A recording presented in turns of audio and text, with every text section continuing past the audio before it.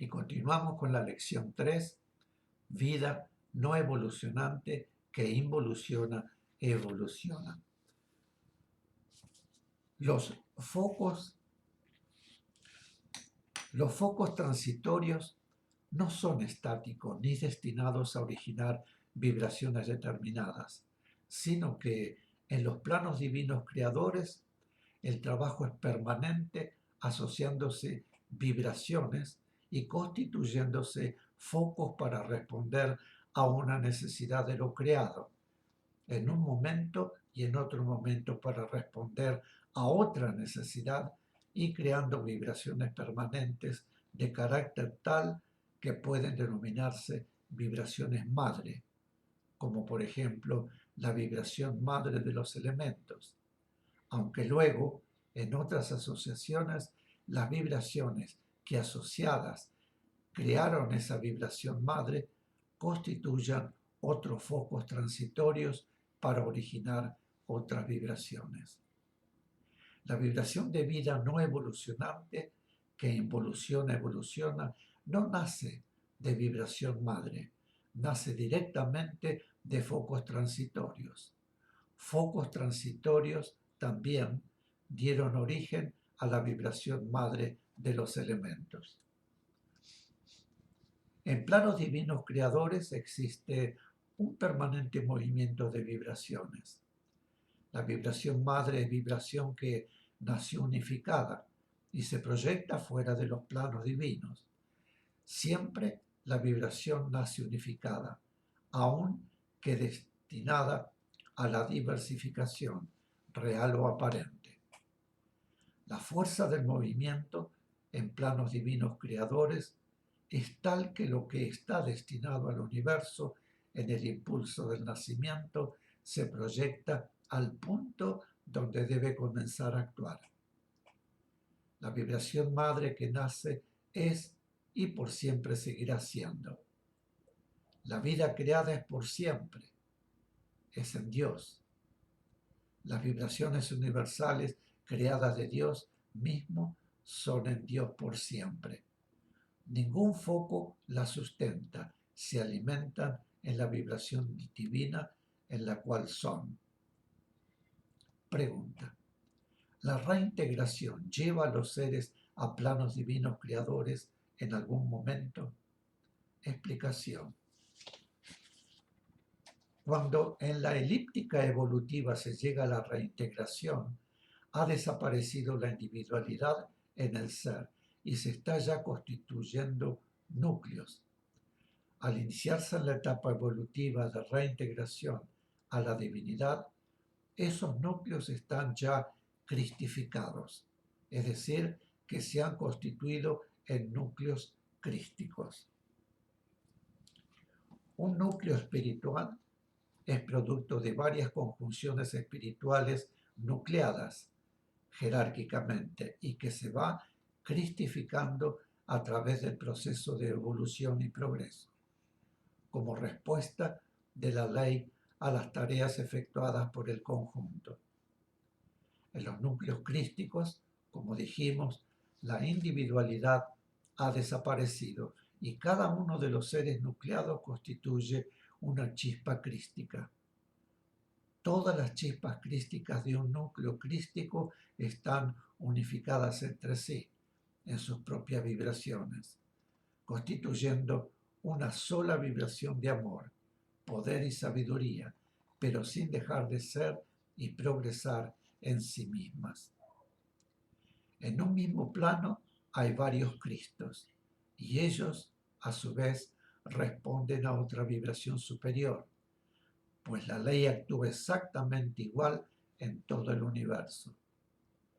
Respondiendo la pregunta, diremos pues que planos divinos creadores constituyen un aspecto de la divinidad, no incluido en la trayectoria de la vida evolucionante. La divinidad crea de sí misma, pero lo creado no puede crear igual que la divinidad. No estamos en condiciones de poder decir a qué punto llega la reintegración de la divinidad, ni tampoco podríamos ahora comprenderlo. La reintegración es otro de los infinitos aspectos de la divinidad. Pregunta: ¿debemos decir plano crístico o planos crísticos? Explicación: cuando decimos plano crístico, nos referimos a nuestro Cristo, y cuando decimos crísticos, nos referimos a los innumerables Cristos que existen. Como el progreso y evolución continúa en ellos, lógicamente existen Cristos en diferentes puntos evolutivos, lo que significa diferentes planos crísticos, cuya acción abarca todo el universo, porque los Cristos son los guías, mentores, regidores de todo cuanto vive en los diferentes mundos, planetas y sistemas. Cuanto más ha progresado y evolucionado un Cristo, más amplio es el sector del universo que abarca. Todo el universo está abarcado por los planos crísticos que constituyen un aspecto de la divinidad. Planos divinos creadores son un aspecto de la divinidad, no incluido en trayectoria alguna. En cambio, planos crísticos están constituidos por vida evolucionante en retorno a la divinidad. Los primeros son en Dios, que crea de sí mismo, y los segundos son vida evolucionante en reintegración a Dios. No podemos decir que aquello que denominamos planos divinos creadores es parte de Dios, porque estaríamos concretando la divinidad. Por eso decimos que los planos divinos creadores son un aspecto de la divinidad. No puede la mente humana concebir la verdad en planos divinos, pero con humildad, con amor y con fe, procuremos llegar al máximo de nuestras posibilidades de comprensión, que como sabemos está en relación directa con el punto de evolución alcanzado por el propio espíritu, que en nuestro estado de encarnados nos transmite como sensación de seguridad lo que sabe que es. Sensación que se expresa en el hombre como fe en aquello que, aunque escape a las posibilidades de captación de sus sentidos físicos, él lo siente y lo sabe.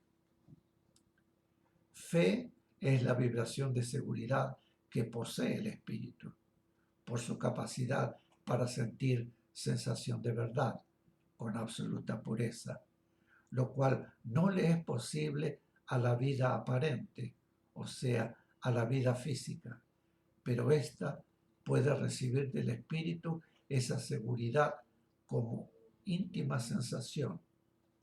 Por lo tanto, la fe en el hombre, ese íntimo convencimiento de ciertos aspectos de verdad lógicamente intangibles, proviene de su propio aspecto espiritual. Esa sensación de verdad, transmitida por el espíritu a su forma humana, recibe como todo lo que el espíritu le transmite, la necesaria traducción al aspecto humano de la vida que lo manifiesta.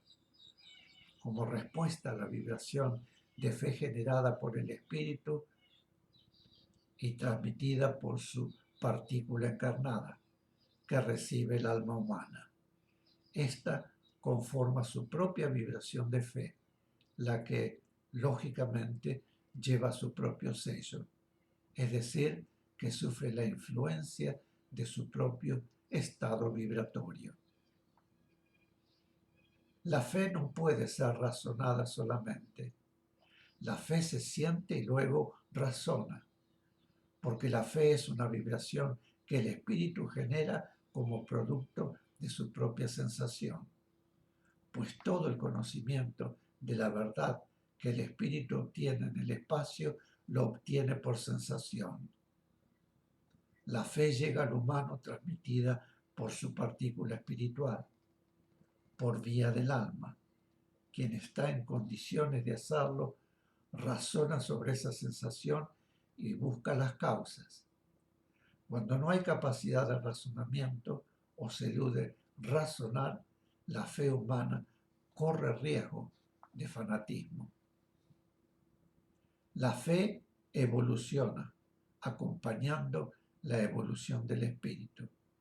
En consecuencia, es más abarcante, tiene mayor proyección a medida que el espíritu va adquiriendo mayor progreso evolutivo. Mis queridos, aquí finalizamos la lección 3. Vida no evolucionante que involuciona, evoluciona. Volveré pronto para continuar con la siguiente lección, la lección número 4. Gracias por haberme acompañado una vez más y nos estamos viendo. Hasta siempre.